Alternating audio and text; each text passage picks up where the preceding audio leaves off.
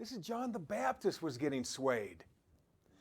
Jesus heals this possessed guy, and his teaching infuriated the religious leaders, and they say that he was the one that was possessed, not the guy Jesus just healed. They said Jesus was the one possessed. And that's what they told the people. You know, he cast out spirits because he has a bigger spirit. And during that same meeting, Jesus then ties his future rising from the dead and being buried and raising again 3 days and 3 nights later to Jonah. So that's where the great record of Jonah comes in. And it's cool about Jonah, it's one of the shortest little books in the Bible. And it's one of the first prophets way, way back then. And his ministry only lasted just a few months. That's all that's written about him. Was his getting thrown over, his refusing an assignment, getting thrown over, get eaten by some fish, dying in that thing, getting crushed to death, getting vomited back out, ending up on land, walking 400 miles, going to Nineveh, and speaking the word, and the whole city converted. And then he was still mad. And then you don't hear anything about him again. I think about us. Sometimes, our life may not be, it may not be as long as we think it's going to be. But what we do cuts a big swath. What we do makes a difference. You do amazing things for people, a lot more than you realize. I mean, one person's life, like that one old movie, Miracle on 34th Street, where, if he hadn't have been there, the whole town was different, right? Well, if you weren't around, everything would be different. And so, then also at that same meeting where he healed that possessed guy, and then they confronted him for being more possessed, you see, and then he drops, talks about this other thing, and at that same meeting, Jesus' family, Mary and his brothers, they come and they try to abduct him from that meeting because they too now have been convinced by the religious people to think that he is possessed and crazy. His mom, Mary, who was visited by an angel, who raised this child to be the Christ. His brothers, who were exposed to his half-brothers, exposed to him. Their whole life, what a great kid he was. So the whole world was turning on him. Remember, the people who can hurt you the most are who? The people closest to you. Still true, folks. You see, now more miracles start happening. Jesus calms that stormy lake at one time and saves his disciples. Then he casts out that legion of devil spirits, and they enter a herd of swine, and that swine runs off a cliff and drowns himself in that lake. A woman who had an issue of blood for 12 years. She got weaker and weaker and weaker. Imagine having that time a month for 12 years straight. She just touched him. She touched his clothing and got healed. What about you? What about your touch? What about the wake of your life? The trail, it's amazing. Jesus raises Jairus' daughter from the dead, and that's the second raising from the dead. There's only 3 recorded raisings from the dead by Jesus Christ. That widow's son, Jairus' daughter, and then you all know about Lazarus towards the very end of his life there. That's 3. The whole Bible only has a handful. So you think, well, I didn't, I wasn't sharp enough to raise that person from the dead. Well, most people aren't. It doesn't happen all that often. Of course, it happens in hospitals a lot now with paddles and other things, but so that's the second raising from the dead. Jesus heals 2 blind men and a mute, possessed man. And then the pressure was on even more. And he started giving even more. He started moving faster. He sent his 12 out. He taught them how they could understand and operate this Holy Spirit thing, and now go out and test it. So they went out to check out what it was like to help people by way of Holy Spirit power. It's a whole different thing, folks. Self-help books are great. I love them. But Holy Spirit power takes it totally over the top. Without that mindset, we're probably not going to get there. So you need both. We need to control our mind and our time. But also, if we can learn to utilize that Spirit of God that we've been given, holy moly, we can make a huge difference. And the apostles, when they came back, they were blown away. They were blown away. Then the second rejection of Christ from his hometown in Nazareth happened. And they call him, oh, you're the carpenter's son. And they name his 4 half-brothers and his 3 or more sisters. And they were offended by Jesus Christ. They were offended to have him in their synagogue and area. Imagine that.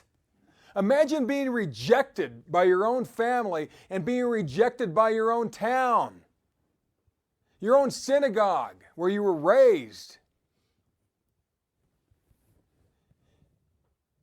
And it says that he did not many mighty works because of their unbelief.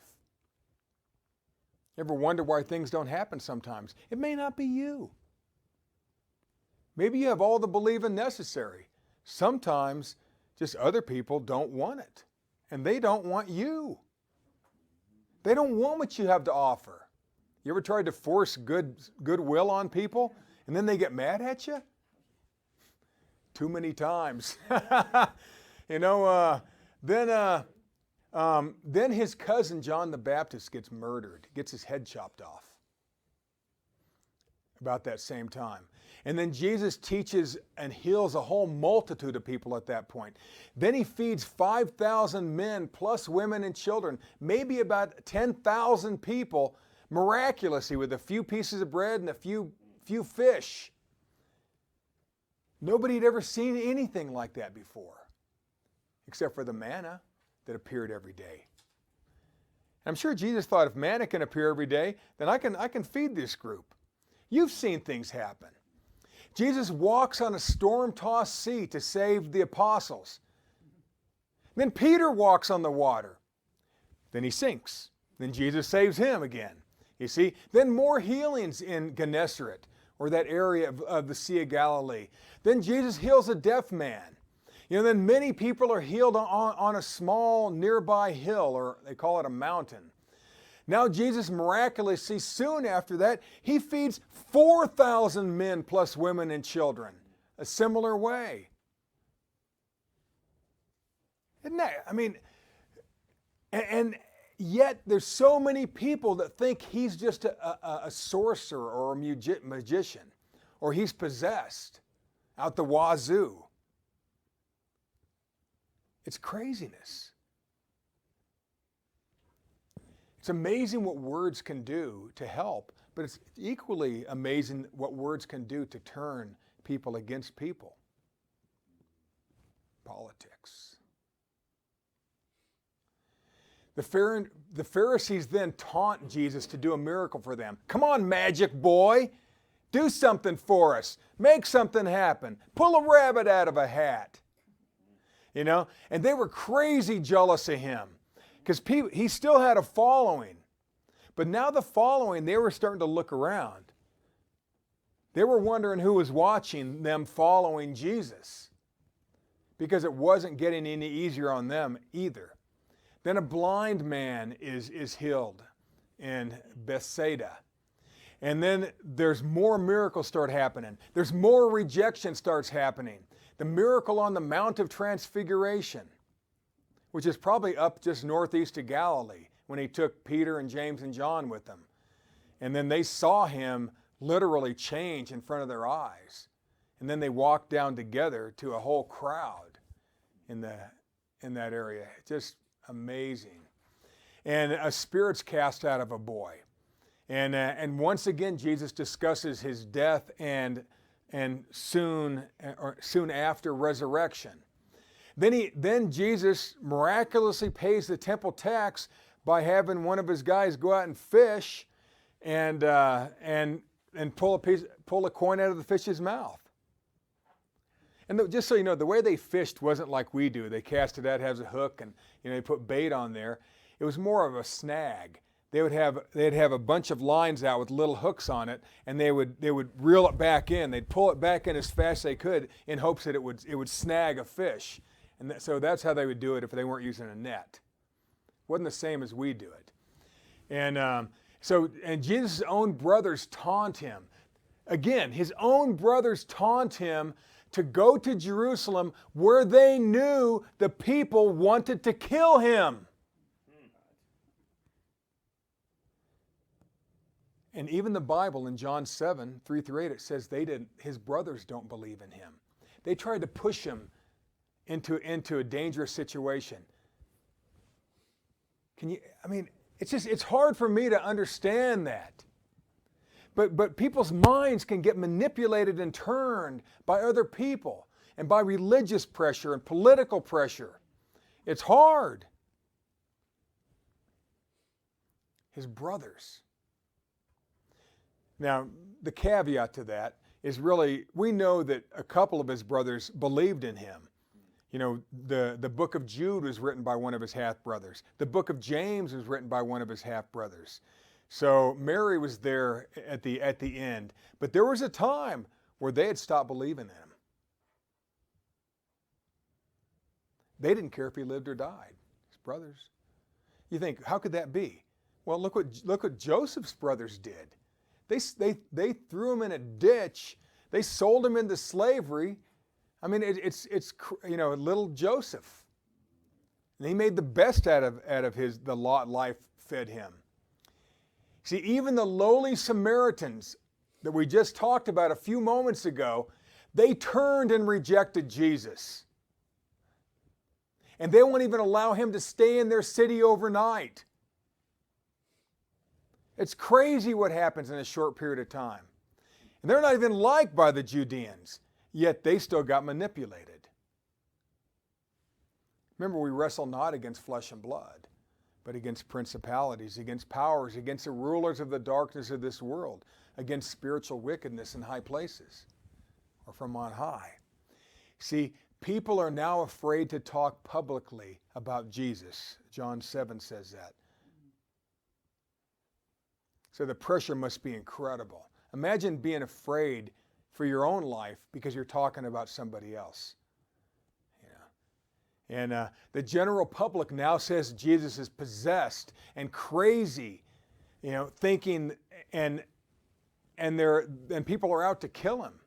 They think he's crazy because one time they think he's crazy because he says people are out to kill him, and they go, "They're not out to kill you." He's had attempt after attempt. They knew this. They go, "No one's trying to kill you." Yet they were. You see, the Pharisees seek to capture Jesus because people are still talking about his miracles. See, the woman caught in the very act of adultery, they pulled her out of the bed. And they threw her down in the middle of this clearing. And they said, "What are you going to do about it, Jesus?" They wanted to catch him. They wanted anything to get him off guard. He ends up saving that woman's life. She did not get stoned. And they were ready to kill her by stoning. What's weird is that still happens today in one unique and crazy culture.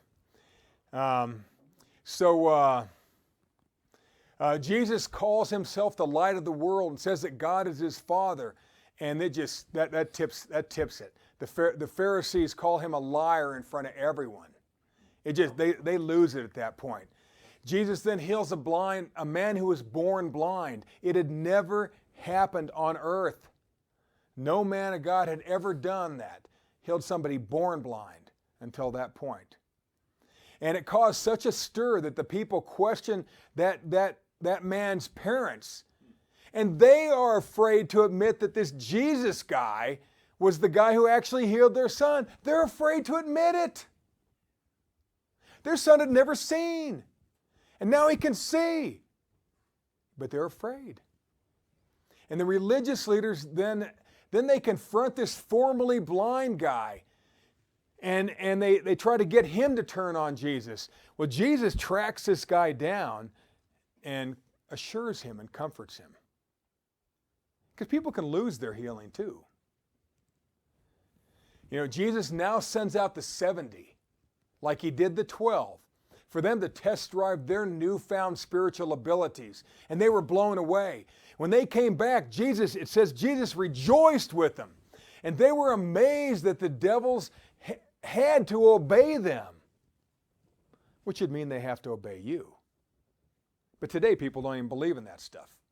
Oh, nobody gets possessed anymore. That's just Bible stuff. Trust me, you're running into this stuff a lot more than you think you are. We just get numb to it. Or we're told it's normal behavior. You see? And then Jesus told them, the 70, that he saw Satan like lightning fall down from heaven, which would have to have been to come and try to counteract what they were doing. It wasn't just Jesus now operating Holy Spirit. There was the 12 and now these 70. So he has a pretty big gang now. Now there's at least 80-something people who know how to operate the Spirit of God, roaming around. It takes a lot more work. So the teeth come out. Things get more evil. And Jesus lays out the parable of the Good Samaritan, even after what had happened to him. Then Jesus teaches the disciples the aggressive mindset of how to pray. You do it as pure as a child, but be as aggressive, demanding, and persistent as a best friend. And that's how we should pray. You demand it. You expect God to give it to you. And you keep knocking, you keep asking until you get it. You don't let anything stop you from your deliverance. You do the best you can, and you know God's going to do the best he can. It's teamwork, prayer. And then he heals this woman who had been bent over for years. Her head was down near her knees, and it was a spirit of infirmity. And he heals this woman. She could stand up straight. Imagine all the healing. If you had never been able to not be bent over for years, all the healing of the back and muscles and ligaments that would take place. It was amazing. You know, and then the Jews again try to stone Jesus because he said he and the Father were one. And once again he escaped. Tried to stone him again. They put him in the middle of that circle, just like that woman. And somehow he was able to walk right out of there. He didn't do it with kung fu either. That's that Spirit of God. Oh my gosh, what it could do for us if we just believed it. If we just believed in the dominion that's promised us. Then a man with dropsy, which is edema, which is a buildup of fluids in the body, was healed. He just was like a big sloshy, you've seen people with too much water, edema, and he healed that. And then Jesus taught many, many, many more parables at this time. He went on the offense, not the defense. He wasn't trying to defend himself against all these people. He just kept doing what God wanted him to do. It's a good lesson for us. You're never going to stop some people from disliking you. You just keep moving. We don't adapt to the way they want us. Then we've just lost who we are. Then we're just puppets for somebody else. I don't want to be a puppet for anybody else. A great multitudes with Jesus at this time. And he teaches them the commitment it takes to be a disciple. And some walk away. And his good friend Lazarus of Bethany, he was a rich kid. And he's reported sick. And then he dies. This is one of Jesus' best friend. This is the one time where it said Jesus wept.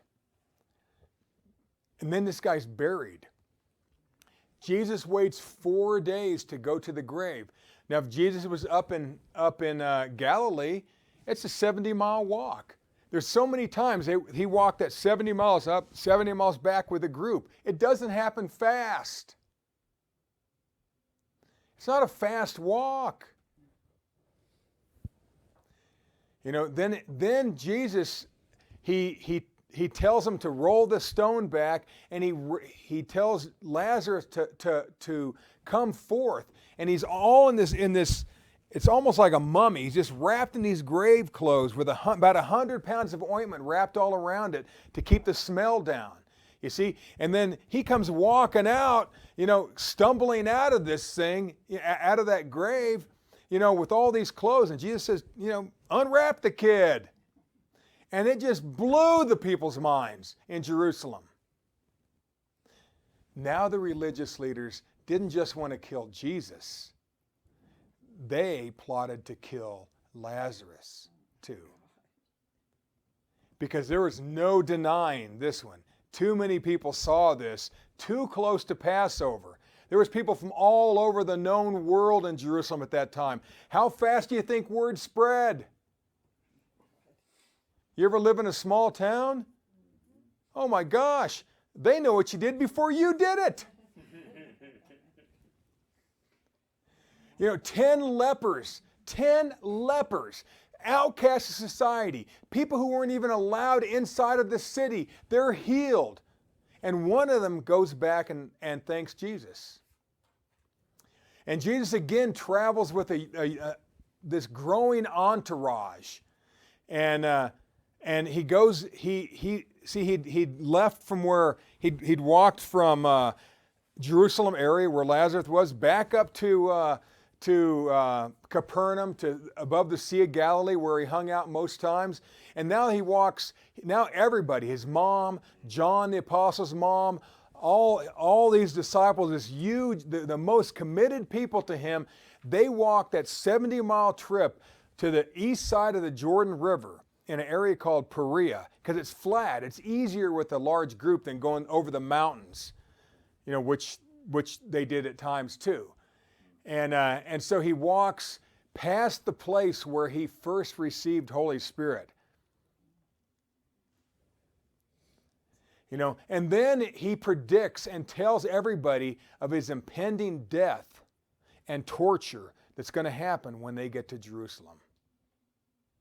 His mom heard that.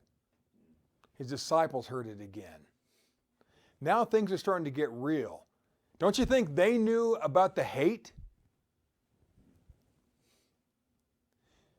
And now they enter Jericho. They cross over this growing posse. You know, they're walking down. It's getting close to Passover. Everybody went to Passover in Jerusalem if they could make it.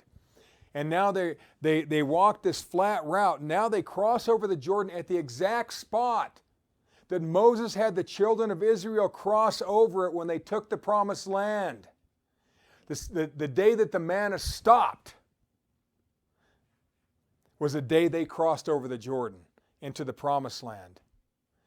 And this is the time where our manna really starts because of what Jesus Christ accomplished for us. And so it's a very steep uphill trek now. It was so steep that the Romans had trouble building roads in that area.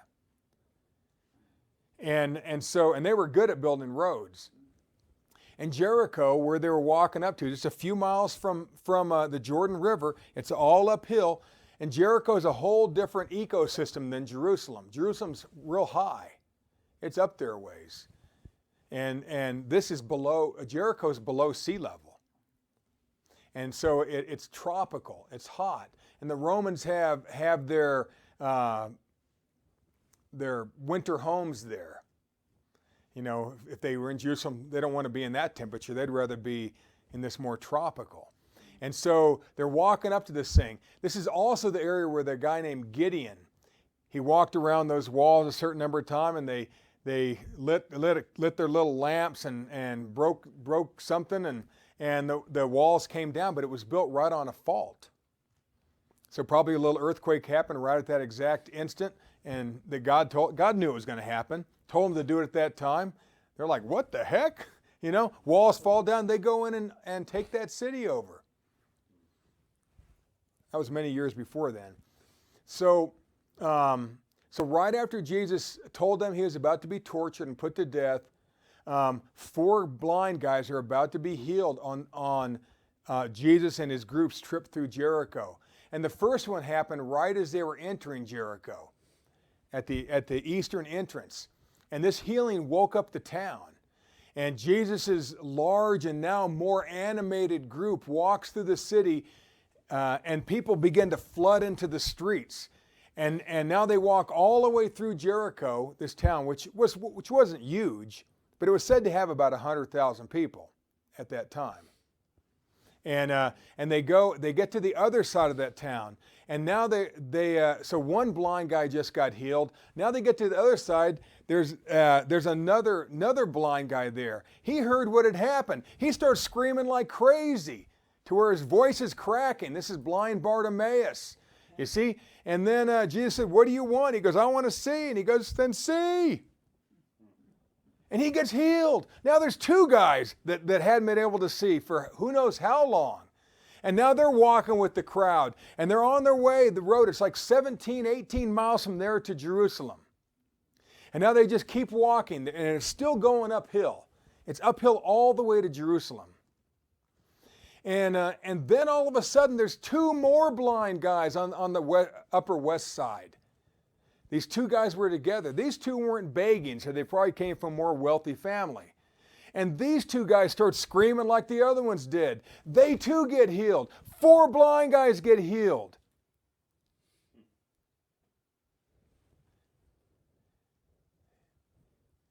The notorious top tax collector, Zacchaeus, or as I jokingly call him, Zach the Hat, was also watching. He had also watched that day what was going on in his town.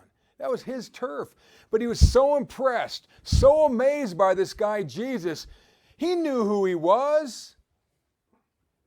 Everybody knew. They'd heard, but they didn't know. Is he bad? Is he good? Is he bad? Is he good? Is he bad? Is he good? Is he the Messiah or is he possessed? But he just saw this stuff. And he knew. I mean, it's wild. He had a change of heart. And he gave up his crooked ways from that moment. Remember the little guy up in the tree? You see? And he stopped stealing from the good people of Jericho. And this takes us to the point that Jesus and his massive crowd is about to enter Jerusalem the following day. They probably spent the night there because they ate with Zacchaeus. And it takes time to fix meals. So they probably spent the rest of the evening there. Then they walk up. Then they start walking toward Jerusalem the following day. And he knows this is going to be his final week of life. He's fully aware that he's going to be beat beyond recognition, that he's going to be crucified, staked to a post like he's seen so many people, it done to so many people. You see, he knows it's going to happen. He knows he's going to be buried. He's going to be dead and buried for 3 days and 3 nights. He also knows that beyond a shadow of a doubt that he is going to be raised from the dead 72 hours later.